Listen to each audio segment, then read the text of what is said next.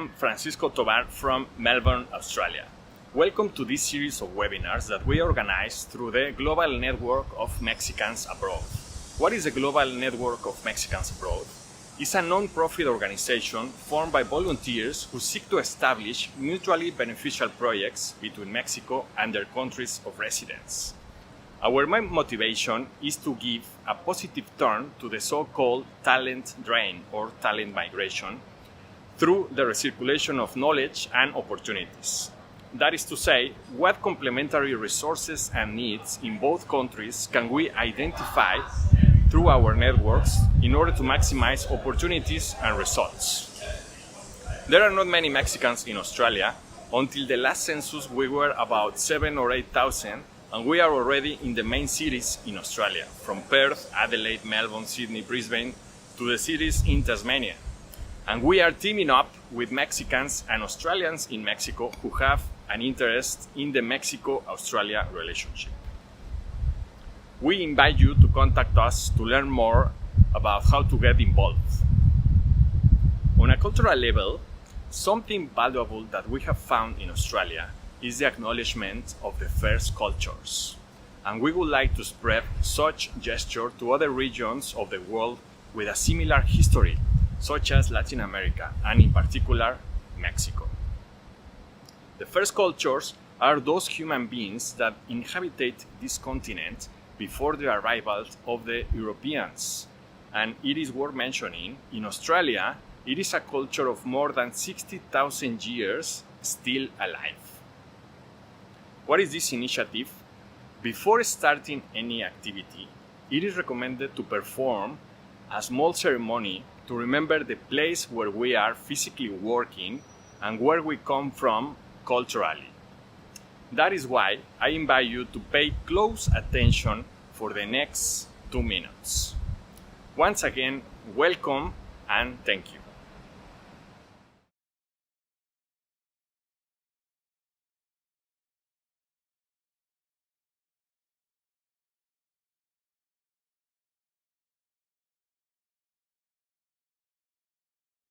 Hi everyone, my name is Gustavo Fimbres, part of the Australia chapter of the Global Network of Mexicans Abroad. Before we begin, and in the spirit of reconciliation, we would like to recognize the traditional custodians of the land in Australia and Mexico, who for millennia have established a deep connection to the land on which we now stand. As migrants in Australia, we have learned the value of this formal acknowledgement of country in the introduction to events, meetings, and even university lectures. Although this acknowledgement is often standardized, we have learned that it has more value and meaning when it is done from a place of connection to the land that is recognized. So, on behalf of the Australia chapter of the Global Network of Mexicans Abroad, I would like to honor the continued connection that First Nations have cultivated with the land, the rivers, the sea, and the knowledge of laws, customs, language, spirituality, family, and the clarity of how to live in these lands. Many of the organizers of this event currently stand on the lands of the Gadigal, Wurundjeri, and Wurundjeri Woi-wurrung people of the Eora, Darwich, Womin, and Kulin nations. We express our respects to their elders past, present, and emerging, and we recognize that their sovereignty was never ceded. We extend this respect to all Aboriginal and Torres Strait Islander communities, and in addition, we also extend these respects to the indigenous communities of Mexico, from where one of our members, one of our speakers, and surely many of you join us. We further acknowledge the traditional owners of the country on which you, our audience, currently stand, and pay respects to their elders past, present, and future. Thank you for joining us in expressing these respects. Hello, everyone. Welcome from anywhere where you are joining us. It's a pleasure to have you here. It's a pleasure to have our panelists, which I will introduce very soon. My name is Edgar Caballero Aspe. I'm also part of the network of Mexicans in the chapter Australia, La Red de Mexicanos Global. Very bilingual that we are in this group. Today we have a gathering of women who are in Mexico, women who are in Australia, and they all have dedicated their lives to science or engineering or medicine or some form of it.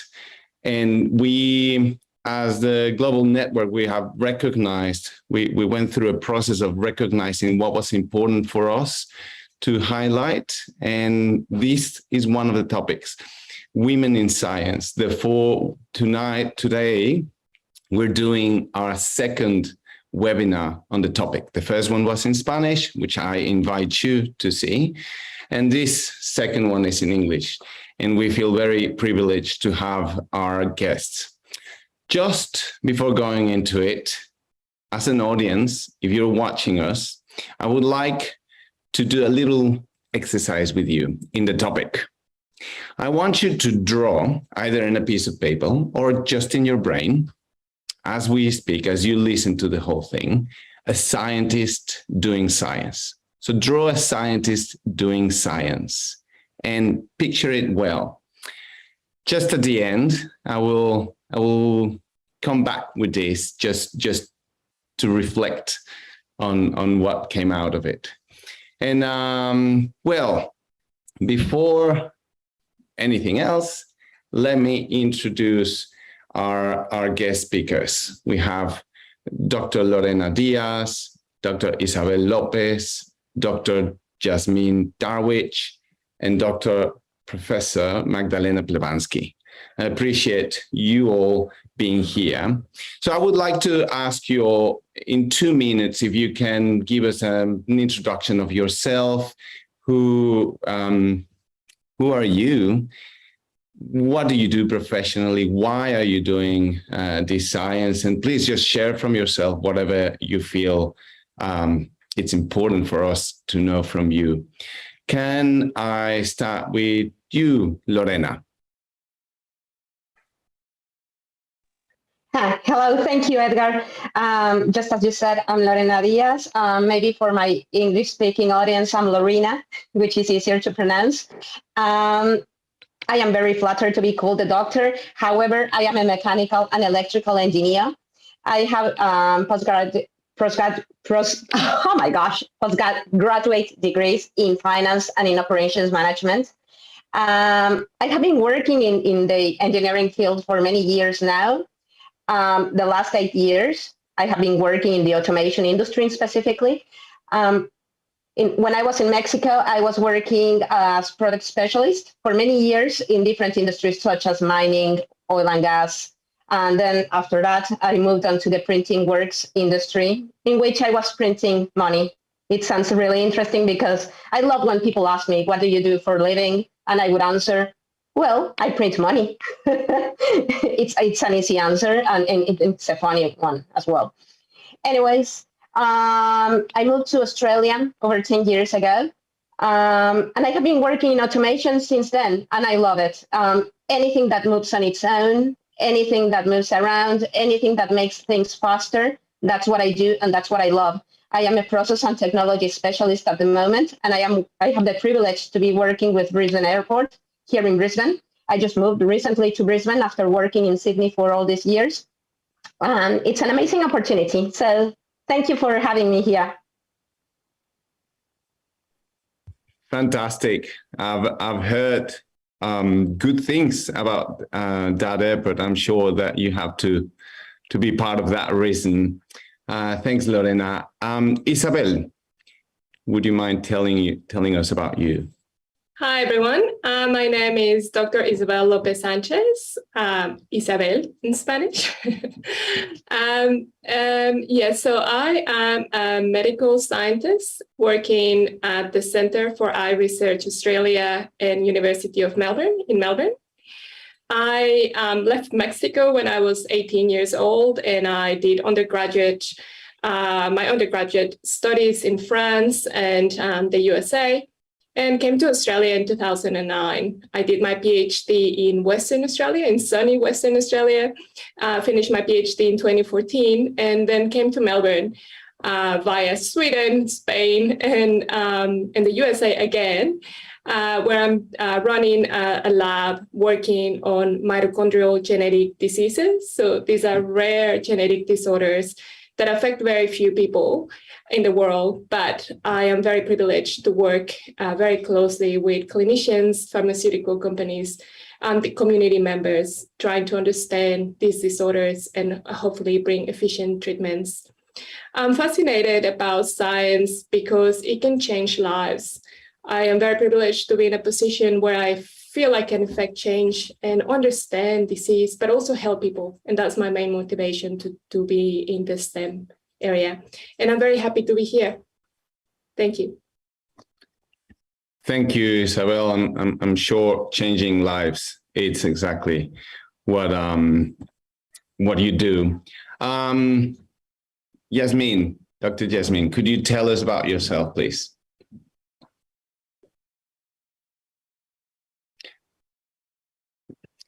Sorry, I think you're on mute. I need to mute. Thank you very much. I born in Mexico, live in Mexico, study in Mexico. I'm a medical doctor. I dedicate all my life to be a gynecologist and obstetrician. But I consider that we need to expand our mind as a doctors and try to study another ways also as the complementary medicine, and I love it. In Mexico, we have a lot of herbs that since many years, since the beginning of the Mexican culture, our people use for different things. So I'm passionate about it. So anyway, my practice is a private practice, and thank you very much. I love Australia. I will love to be there as a professional. Unfortunately, one of the careers that is not easy to change the country is a medical doctor. Thank you. Thank you very much. Thank you. Thank you, Dr. Yasmin. And last but not least, of course, Professor Magdalena, would you mind introducing yourself? Yes, thank you, Edgar. And thank you for inviting me and having me over here. I am an immunologist, and I also have done all the degrees. I've accumulated a few in business and in psychology as well, because one of my passions is not just to be a researcher in STEM, but be a researcher in STEM across disciplines. And to be able to be across disciplines, you need to engage beyond a university. You need to speak different languages, not just Spanish and English, but also the languages of nanotechnologists, engineers, as well as the languages of, I agree fully with Yasmin, the language of the mind and how well-being impacts the body. Because my passion really is developing new diagnostics, treatments, anything that will help women with ovarian cancer, as well as promote healthy aging. So vaccination, but also new diagnostics, therapeutics, drugs. So we do a lot of work with that at RMIT University, where I am now. But how I got here, and I honestly thank God every day for the job I have. I absolutely love it. I would pay to do it because it's just so exciting to be able to do something that fills you. But how I got here, I did my undergrad. Well, I'm a Mexican, born in Mexico City, and I did my undergrad at the Instituto de Investigaciones Biomédicas in the UNAM, and that's where I also did my honors and began my master's. Did my PhD in the UK, worked in Oxford University, where I run a small team, and then worked in Africa on malaria vaccines, and then came over to Australia. And that is it. Thank you very much for having me. Fantastic. It's a pleasure to have this group of fantastic medicine women, engineer women, and yeah, what a privilege. But let me go to the topics. Over half of all Bachelor of Science and PhD graduates are women. Yet there are fewer than 2 women in every 10 investigators at senior levels in our universities and research institutes. In contrast, physics, maths, technology, and engineering struggle to attract women to pursue careers in these disciplines. I would like to ask Isabel, what do you think about this? Could you tell us why is this topic of women in STEM important? Is there any, it clearly is for us, but is, in your perspective, what's the relevance of this? Yeah, so as you said, it's very motivating to know that women want to get into STEM areas. So up to a certain point, there's parity, and even at least here in Australia, when it comes to biology and medical science, there's actually more women at early stages, undergrad and junior postdoc level than men. But as they progress in their career, there's fewer and fewer women and more men reaching leadership positions, which is a real shame. So for me, female participation in the STEM field is about representing the wealth of knowledge and abilities across the world. Women represent 50% of the world. So by not having women at all career stages in STEM areas, we're missing out on 50% of the knowledge and the abilities, different ways of working in such important areas of research, technology, medicine, mathematics. So for me, really, it's about representing the wealth of knowledge, ideas, and different ways. Some of that at the point, and it usually happens when women are in the mid to late 30s, when they drop out of academia, either because they have children or because you tend to reach a ceiling where it's very difficult to progress if you have caring responsibilities. So that's the challenge that I'm already seeing with some of my colleagues who are leaving academia because the stress, the pressure, the competition, I guess, just gets too much. And women, unfortunately, still have to make a choice sometimes between family and career, even in countries like Australia, which is it's disappointing. But it is also very motivating to see that there are strategies in place that are trying to address these issues. And especially there's more awareness of and understanding of why it is important to support women in STEM. There are many other issues. I guess if I can talk about some of the ones that I've experienced personally is imposter syndrome. Sometimes being the only non-white person with a funny name in a group of highly experienced, predominantly white clinicians and scientists can be very intimidating. And I have sometimes felt, especially early on, that I didn't belong there. It's hard to become something that you can't see. And when I look around, even in Australia, at some of the leaders of the research institutes, I see very few women and also very few women of color, as we are referred to in Australia. So look, there are many challenges, there are many obstacles, but I think seminars like this one are evidence that we are becoming more aware of them.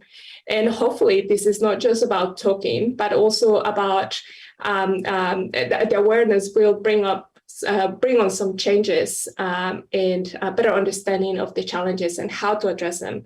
Because it is important that women are involved in STEM, because we represent 50% of people and we bring new ideas, new ways of working that are very important to progress these areas of research and technology. Fantastic, Isabel. Yes, so relevant. These ideas of imposter syndrome. It's a way through, and I don't think it's unique for women. I think science in general has to go through that, or scientists, I should say. But that exactly gives leadway into a question I would like Yasmin to get into. What are the challenges, in particular, of course, your experiences? What are the challenges that women have to go through? And perhaps as a migrant women in Australia, what has been for you some of the challenges and your peers as well? Well, as Isabel already says, that one of the the most important challenge for us is to decide in between family or profession. More in countries like Mexico or in Latin America. And also, now it's a little bit less, but usually people decide to invest the money in the boys and left the girls out of the school. So in Mexico, you can see that a few women goes through the university, finish maybe high school, and that's it. So this is one of the things. And during the career, the opportunities are less to get a master, because now it's not good enough to have a career. You need a master, you need a doctorate. So it's every time it's more and more. And if I'm personally, as I said, I always work in Mexico, so I cannot make an opinion about to go to other country to work. Other than, as I said, as a medical doctor, it's very difficult that I can go to United States or Australia and just be there and have a test, or this is impossible.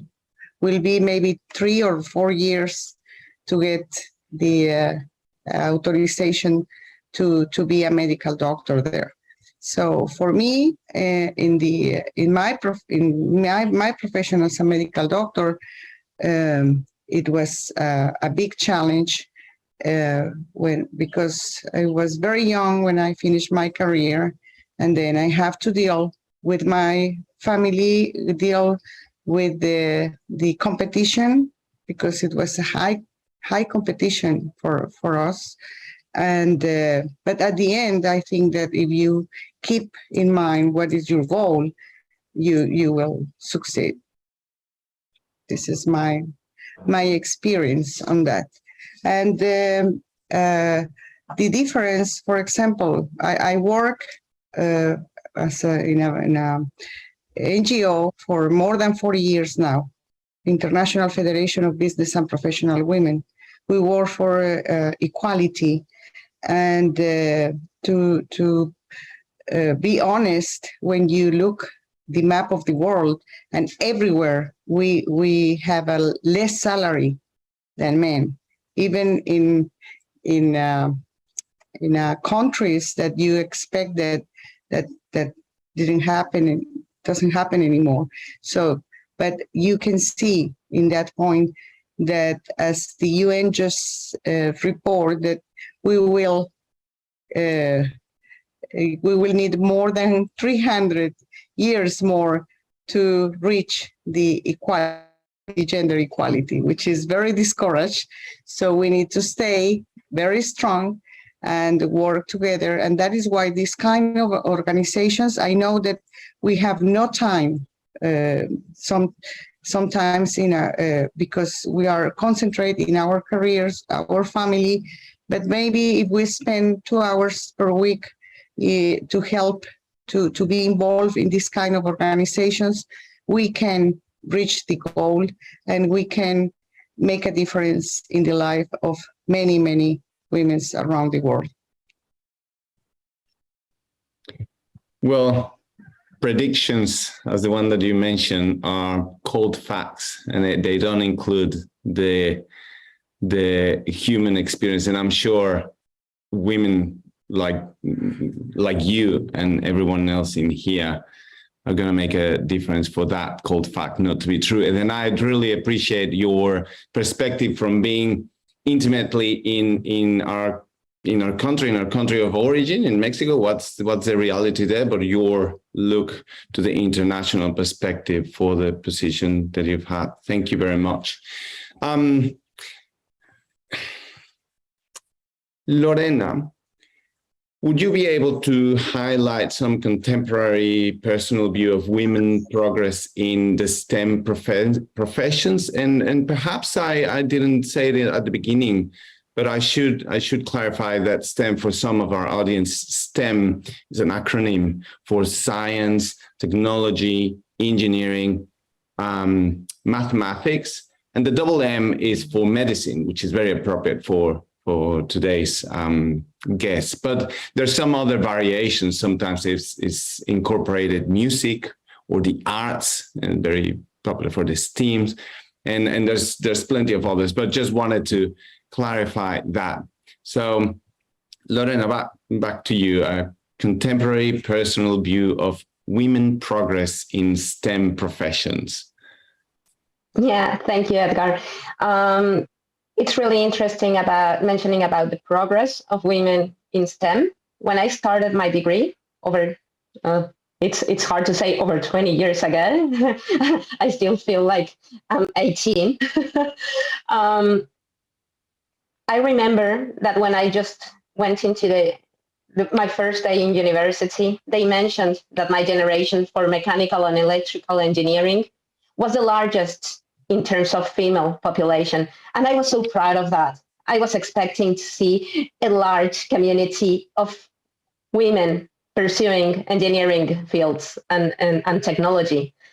And it was my surprise that it was a generation as big as 60 future engineers, but of those 60, only 3 were females.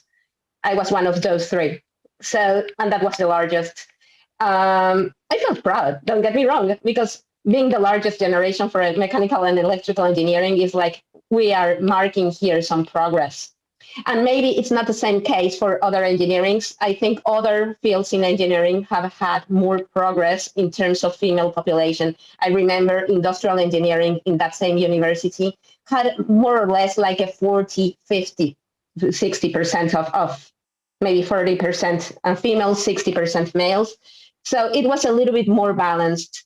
However, in this field that is mechanical and electrical engineering, it was perceived more as a male-dominant engineering. And I'm not going to even mention civil engineering, which is it was one of my options when I was going to uni. My dad is a civil engineer, and I was always attracted to the construction industry. I started investigating, and I won't lie here, but I was a little bit, how to call it? I'm not going to say afraid, but I was a little bit hesitant about pursuing that field, because after investigating in many universities, I realized that there were maybe no women just aspiring for that field. And if there were any, there were very few, and the road seemed to be a little bit challenging still. And we're talking over 20 years ago. Things have changed. And fortunately, I have been witness to see that change, because now I see more and more women in this field. Something very interesting is, I remember many years ago, I was trying to pursue a job as a production engineer. Now that I look back, I do know that I had the experience for that production engineering role, and I know it as a fact. I was recently married, and I remember going to my interview with the manager that was the hiring manager for that role. And he had my resume in his hands with all my work experience, all my academic degrees, everything I had achieved to that moment. And I remember that in the full interview, there were no questions regarding my professional experience. All the questions were, when did you marry? Are you planning on having family? When are you going to be pregnant? Are you planning to get pregnant in maybe next year, maybe next 2 years? You're young, maybe you want to have children. Have you planned what you're going to do with your children after you have them? this is a really hard job. Having children might be difficult. And well, to tell the long story short, by the end of the interview, we had discussed all my personal life and none of my academic background. I left, and obviously I didn't get the job. So after that, I got a job as an industrial researcher for the printing works in the central bank. And I'm glad, because it was an amazing job. However, I was a little bit discouraged by that one. Something that Isabel was mentioning, what's the difference of working in Australia and maybe having the only different name, or maybe everyone being white and being the only colored person? That's something that I find different in engineering, at least in Australia. It is a very multicultural environment. It is not something different to be from a different background, cultural background in this case. But something that I do find similar in Mexico and in Australia is that I'm usually the only female in the room. So, which is predominantly an industry dominated by men. But I'm glad that there's more females getting the opportunity to pursue this career. I'm a process and technology specialist, and I'm proud to be representing females in a field that has been perceived as a male-dominant world so far. Thank you. And I'm glad that you do represent that. Finding a job is hard enough on its own. Just to be actually having a point of selection because of your natural being of being a woman, and the possibility of bringing new life to this world, it's not only unfair to my perspective, it's inhuman. But what a story that you just told us. Thanks for sharing that. Magdalena, in your view, what are the current possibilities in STEM, and perhaps focus on the possible bridges for collaborations between Mexico and Australia in all the science and engineering and medicine disciplines? What's your perspective on that? So yeah, fabulous question. Just following up from the barriers. Just following up from the barriers and how now we have opportunities. So opportunities have been growing, and there's, particularly in Australia, increasing awareness about supporting women. And I mainly have been, other than a brief stint running a biotech, I've mainly been in academic institutions like institutes and universities. And really, it's a highly competitive environment, which is competitive both for men and women. But there is now the awareness, and across this particular sector of universities, for supporting women to both at the ECR, early career researcher level, up to the professor and senior academic management level, to have more women participate.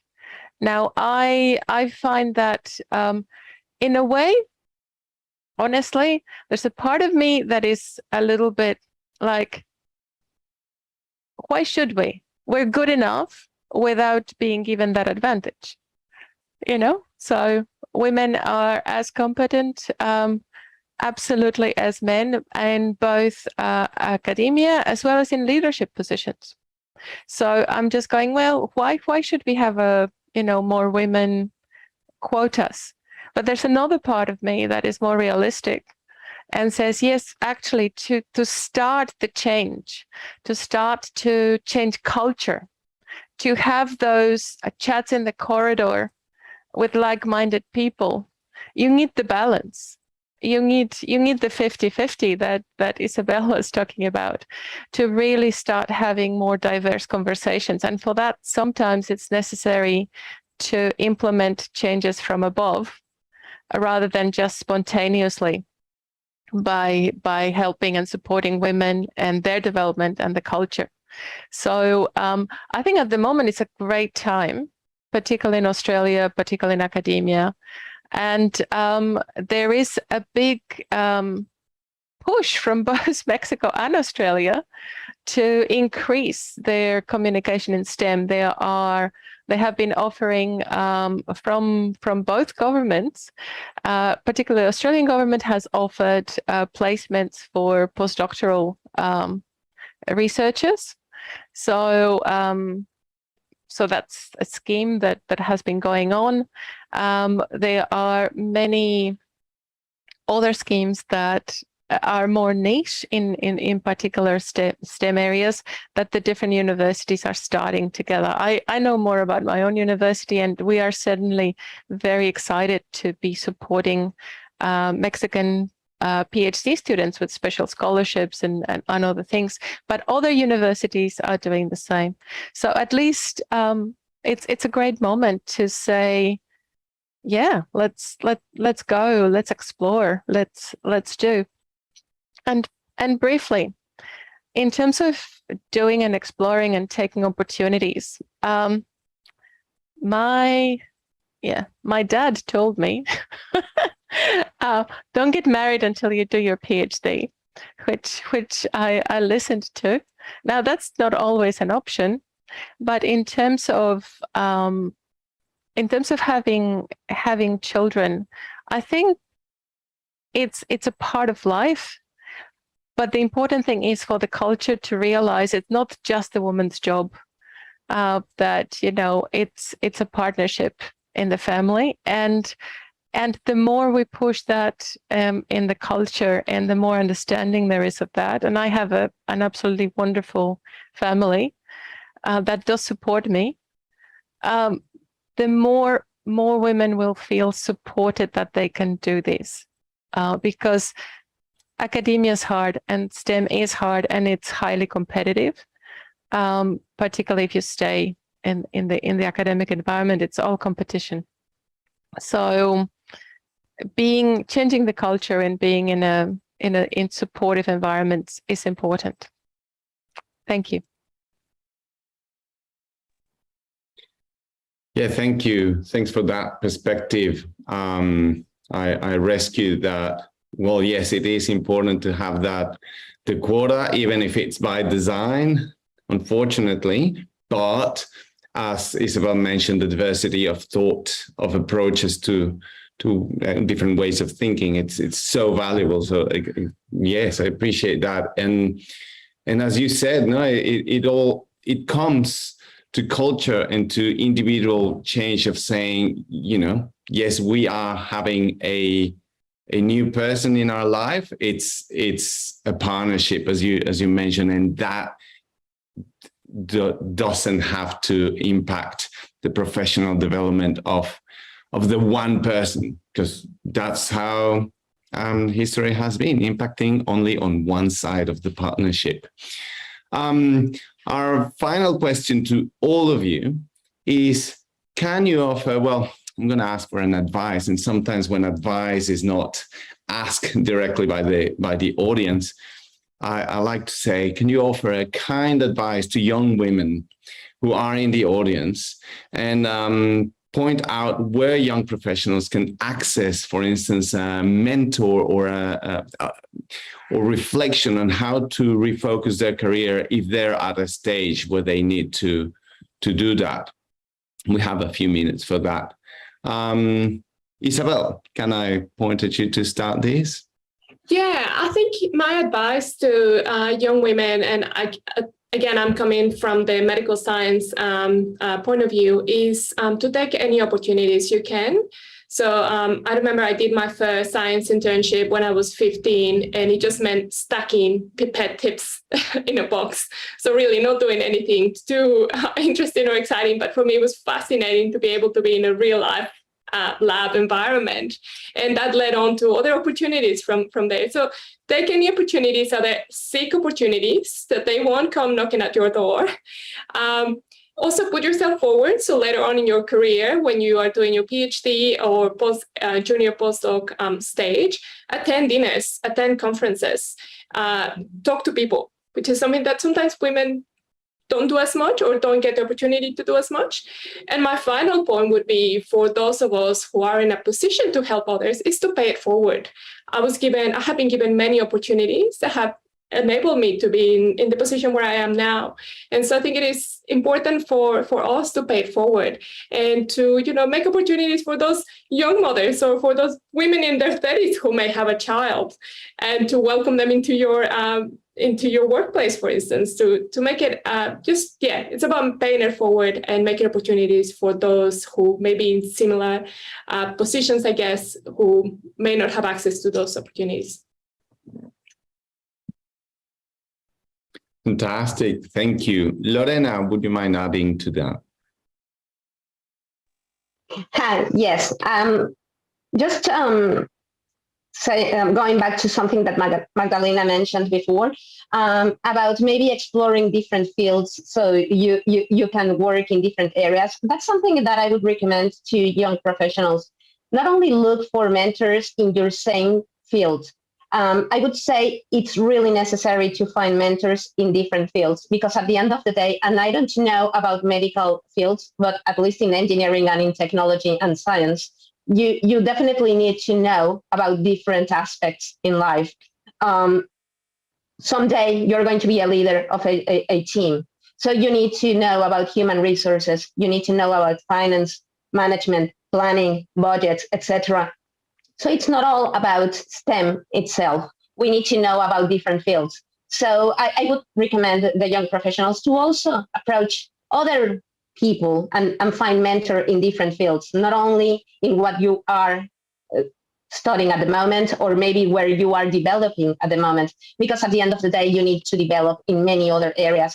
And also, this is an opportunity I would like to take to call my fellow engineers and fellow STEM, I'm not going to say females, but also males, to just accept and embrace younger generations and just guide them through life. And this could be not only actively looking for these young professionals out there, it could be someone at work, someone that approaches you at lunch, or maybe inviting the junior engineer that no one approaches because he's young and everyone thinks it's unexperienced. Just have them at your table for lunch and talk to them and tell them about your experience and ask them about their experience, because this is something very interesting that I have learned through the years, but it's that when you mentor someone, it's not about teaching, it's also about learning.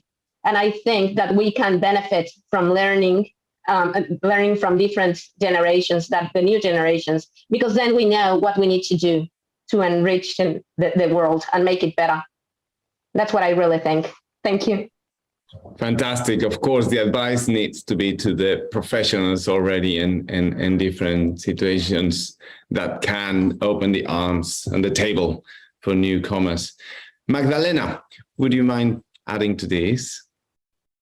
Yes, I agree fully with everything that's been said before. I'll say invest in yourself, your knowledge, your training across disciplines within your discipline, and take risks.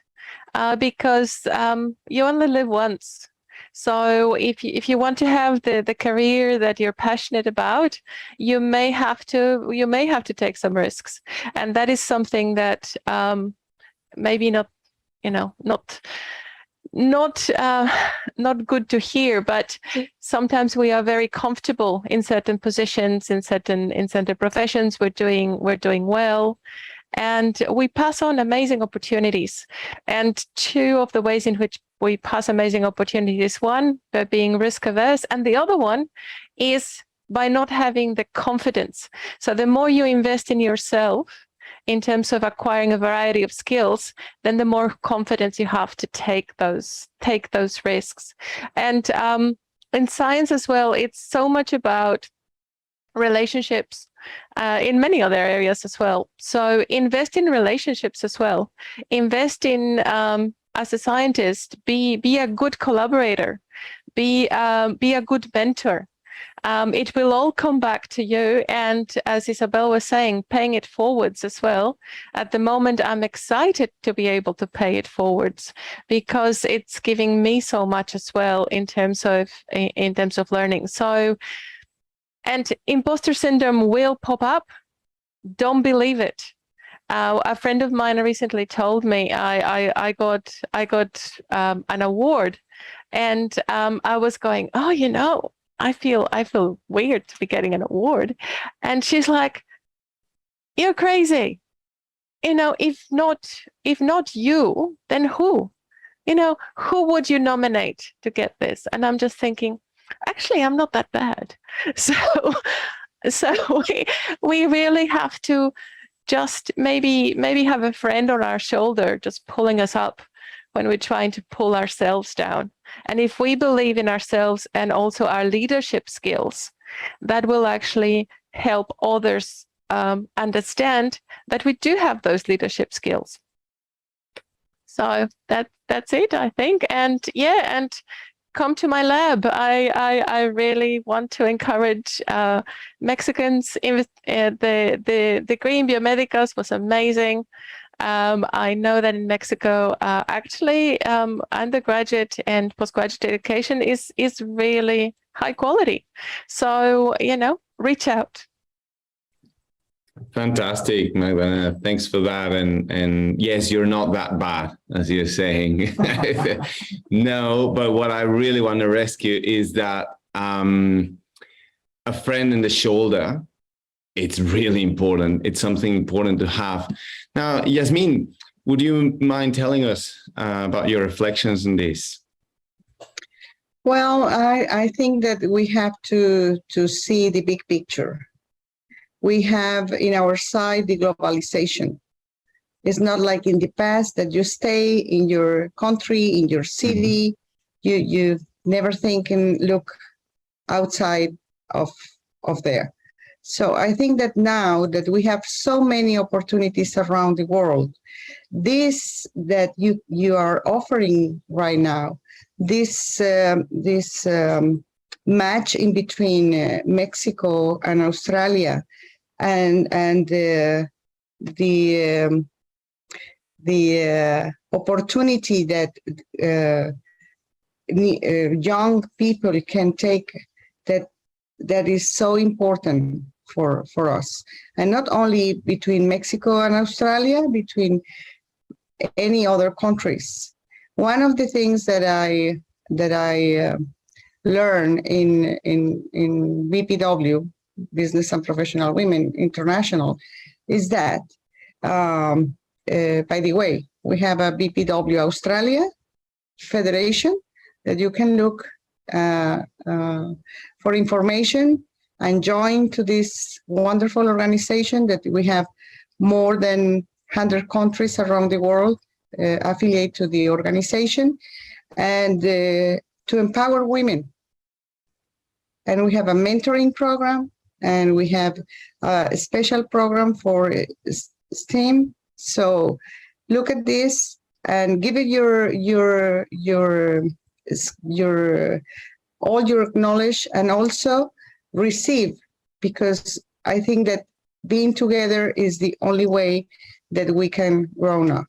So this is my advice. You can do it, and you can make the difference. Thank you very much. A couple of very interesting resources from BPW and Dr. Yasmin, inviting us from RMIT University of Technology in Melbourne, through Magdalena. It's fantastic. It's great.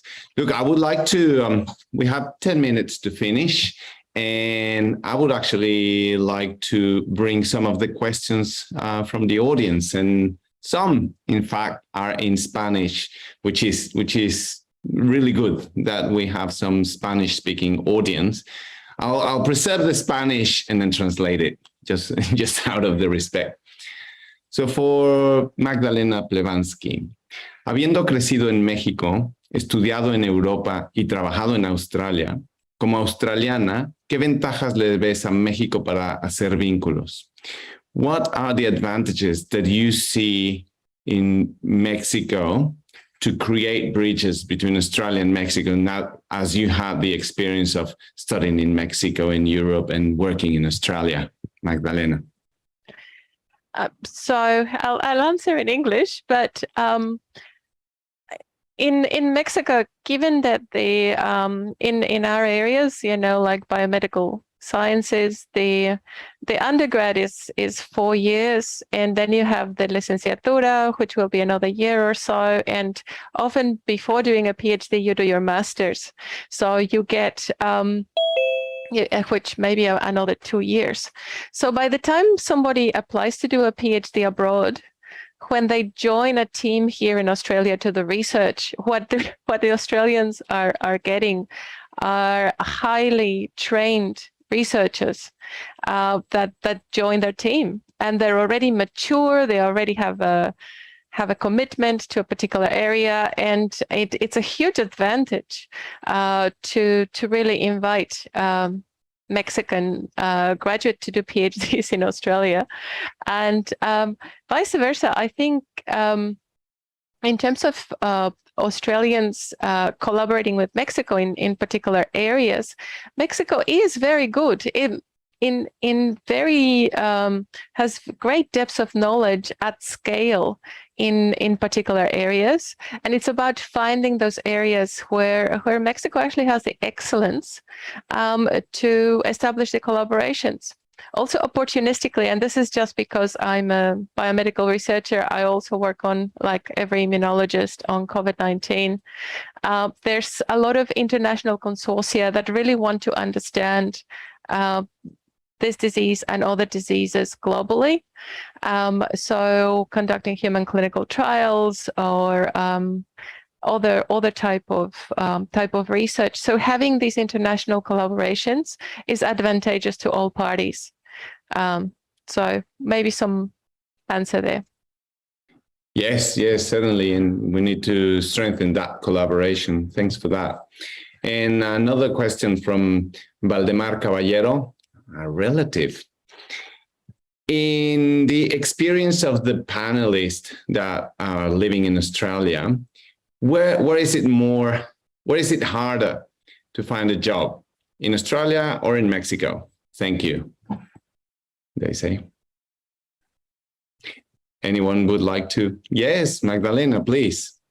Sorry, keep talking, but there's kind of a difference what kind of job you want, because I think what's an advantage in Mexico, at least in STEM areas at universities and institute, is that you can get more stability in your job in terms of you still have plazas permanentes, stable, tenured jobs, even if they're not highly paid.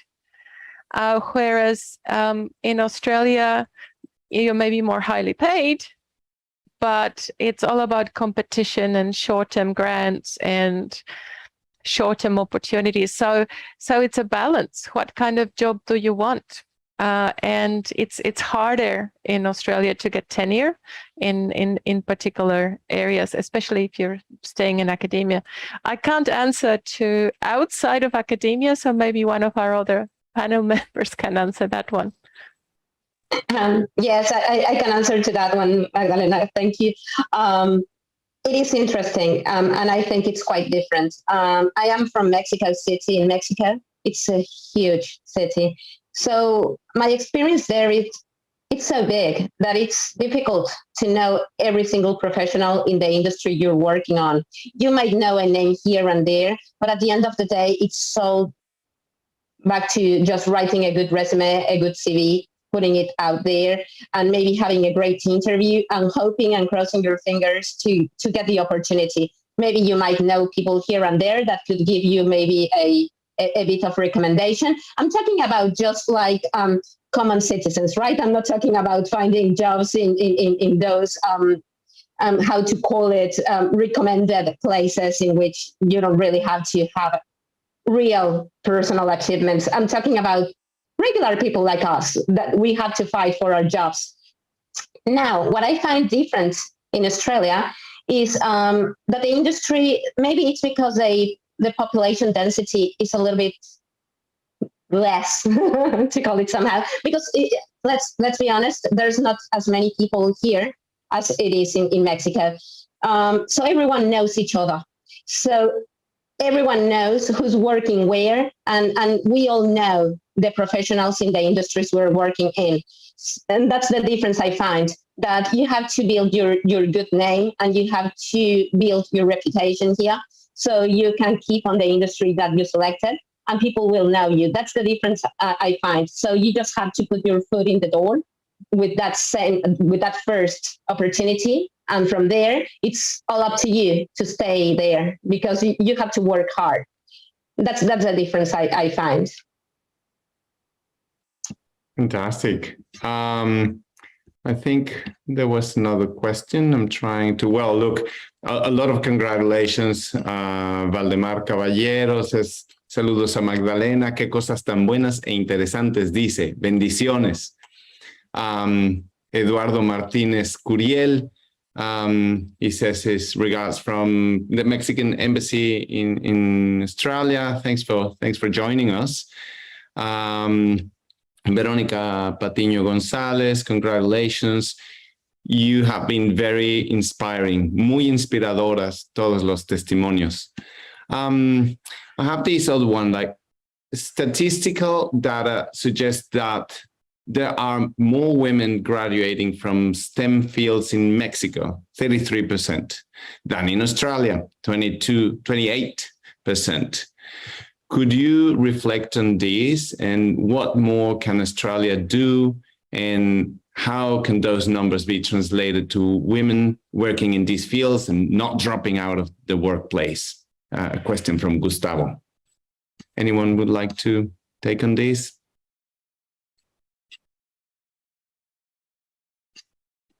Isabel? Yeah, so I guess, well, I don't know, as a scientist, I have to say 28 and 33% with statistical error. I think it might be a bit similar, but I think, it just it goes back to what Magdalena was saying. It's very competitive in Australia. So I haven't worked in Mexico for a very long time, so I don't know what it's like now, but it is, I recently advertised a research assistant position, for example, and I got 140 applicants for that one position, 140. So this is a junior position, it wasn't even full time. So it is competitive, but it is positions here, at least in the biomedical research area, are well paid. And having worked in the US, in Sweden and Spain, Australia actually has a really good work-life balance, at least when it comes to biomedical research, definitely compared to the US. So there are many challenges. It's very competitive. It's very hard, I would say almost impossible to get tenure. So I think that maybe reflects why there are fewer women in Australia going into biomedical research.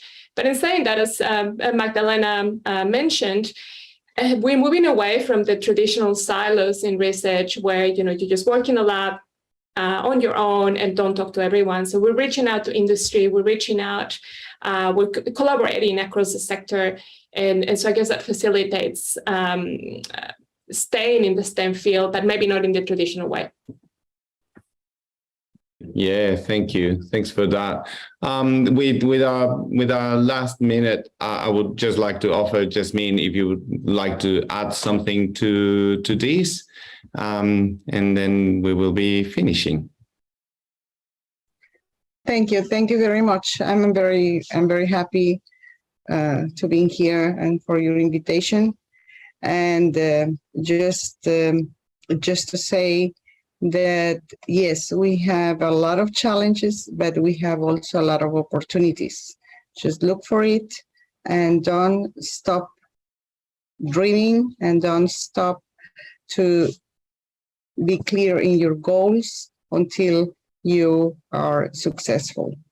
This is what we need in this world now more than ever after these 2 years almost of pandemic, is that young people and also people that are already in different careers to look for a better future in Australia, in Mexico, wherever, but don't give up. Don't give up. Thank you very much. Thank you. Magdalena.